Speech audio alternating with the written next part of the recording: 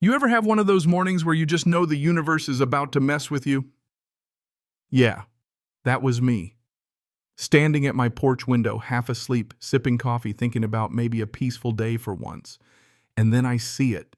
My tomato patch steaming like a cheap horror movie, only it's not fog, it's a literal waterfall of chlorinated pool sludge gushing through the fence crack straight from Karen's yard, turning my garden into a muddy, mosquito-infested swamp. I mean, my scarecrow had basically given up on life, slumped sideways with a look like I warned you, buddy. Next thing I know, I'm outside and my slippers slip on mud and come eye to eye with a floating garden gnome. That's when I realize Karen dumped her whole pool into my yard. Again. Let me back up a sec, because this didn't just come out of nowhere. 2 weeks earlier, I'd spent a Saturday replanting those garden beds, handpicking heirloom tomatoes, bell peppers, and this basil. That honestly, I pampered more than I ever admitted to my wife. She said it was my therapy, and maybe it was, but by then it felt like a losing battle. Every other morning, the soil was soggy leaves, yellowing, and I swear I saw earthworms making a break for higher ground. I checked everything, irrigation hoses, did one of those dye tests, all fine on my side. But you know what they say, water doesn't run uphill. So I started watching. Sure enough, one unpredictable Tuesday, I get home early, step onto the deck, and there it is, the sound of running water. Not my sprinklers. No, it's stronger steady.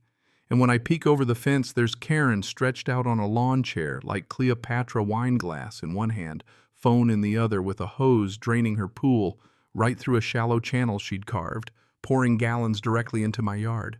She catches me watching, raises her glass like we're toasting, then cranks up the hose. I stood there stunned, thinking, is this really happening? So that evening I try to catch her at the mailbox, thinking maybe face-to-face she'll show some decency. But no, she just shrugs, says maybe if your lawn didn't sit so low, you wouldn't have this problem, and walks off like she's just closed a big real estate deal. So I go straight to the HOA photos, videos, even a hand-drawn diagram to show the water's path. President Todd is less than useless. No visible damage, no standing water, not urgent. Of course, Karen got to him first. She's the queen bee of this HOA, hosting wine nights and dropping donations for the fall festival. And here's me, just the guy who keeps to himself. But I wasn't giving up. I built a little barrier with garden timbers and dug my own trench to reroute the water. Next morning, gone. Not knocked over, not washed away, gone, like someone just quietly took it apart. No cameras on that side, but nobody else has that kind of motivation. The next day, I find a note stuck to my mailbox. No signature, just fences work both ways. Stay on your side. Yeah, I recognized her handwriting from the Christmas cards. My wife wanted to lawyer up. I wanted something faster, something poetic. That night, I pulled out the old blueprints from when I helped lay out the neighborhood's infrastructure. See, I'm a retired systems engineer.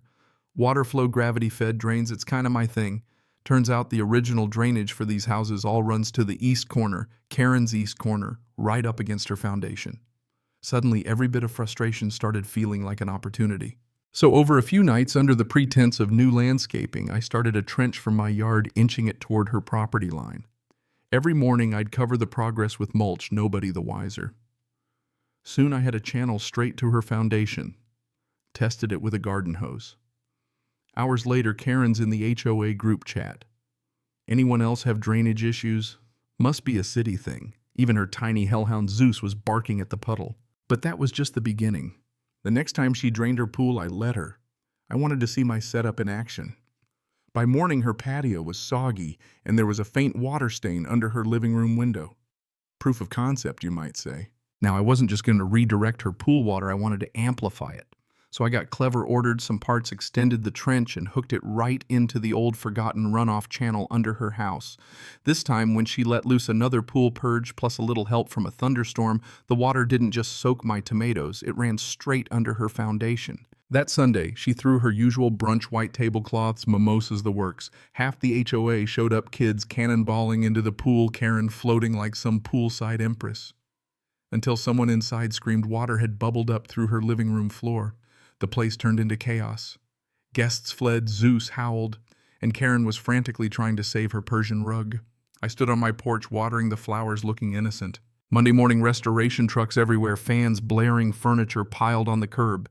Karen on her phone shrieking at her insurance about neglect of maintenance and denied claims. I tried not to enjoy it too much, but come on. After months of cleaning mud off my deck, I felt a little justice in the air. Of course she blamed me. Called the police, claimed I sabotaged her property. Cops came by, checked out. My drainage shrugged, said water follows gravity. Karen went ballistic in the HOA chat, calling me a saboteur demanding a hearing. But the neighbors started piping up, reminding her of all the pool draining the late-night noise trash bins left out. One posted a screenshot of her bragging about draining the pool into my yard. The jig was up. The HOA finally held a closed-door meeting. When Karen barged in, shouting and accusing everyone, the president just said, "We can't keep covering for you, Karen." You could feel the shift. Nobody had her back anymore. After that, she stopped hosting brunches, barely left the house except to glower from behind giant sunglasses. I knew better than to get too comfortable, though. Karen's not the type to disappear quietly. Sure enough, she tried to build her own flood barrier out of bricks and landscaping fabric. Didn't check with the city, didn't get HOA approval. So I snapped a few pictures, filed a quiet online report. 3 days later, city inspector shows up, hits her with a warning, gives her a week to tear it down. Karen called it harassment-threatened lawsuits.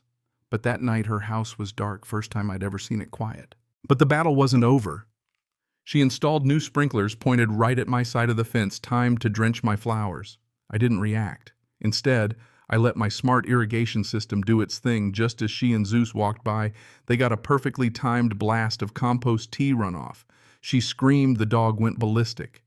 By now, even the HOA president was tired of her. She stormed his porch, demanded action. He barely opened the door. Soon the neighbors started a private group chat without her jokes, memes about Zeus in a life vest, but also serious talk about safety and how unchecked she'd been. One neighbor, a real estate agent, found out she'd missed 2 mortgage payments. The rumor mill churned. She was listing the house quietly, hoping nobody would notice. But the mildew smell, warped floors, and fresh caulk lines didn't fool anybody. When buyers came by, I just happened to mention the recent flood within earshot. They didn't stay long. Karen filed more complaints. This time, nobody listened. The HOA limited her access to the group chat, and when she tried to stir up drama, her letters ended up in the recycling bin. Soon enough, the HOA brought in a new board member, Marlene, calm and fair, not a Karen fan. Rules got updated, anonymous reporting added, and suddenly, the HOA was about helping, not controlling. Karen tried a couple last stands, one DIY drainage project that looked like a kid's science fair volcano, and one disastrous BBQ where only her cousin and the firewood guy showed up. City inspectors fined her again. It was over. One morning, a real for sale sign appeared in Karen's yard. She packed up alone, Zeus in tow, drove off without a word. The block felt lighter, no more drama, just the sound of sprinklers and kids laughing. The new neighbors brought lemon bars and asked about the trash schedule. The air smelled like cut grass instead of chlorine. I dismantled my trench-planted wildflowers where her runoff used to flood in. Every time I watered them, I smiled a little, thinking that's real justice. The best part, I got a handwritten letter from Karen. Just 9 words. "You win. I hope you're happy." I tossed it in the compost bin, closed the lid, and felt nothing but peace. Because sometimes all it takes to fix a broken neighborhood is a little patience, some engineering, and the stubborn refusal to let one person ruin it for everyone. So what do you think? Did I go too far? Or is this just community karma? Let me know where you stand. Does justice have a place in the HOA, or did we all just get lucky that gravity finally picked a side?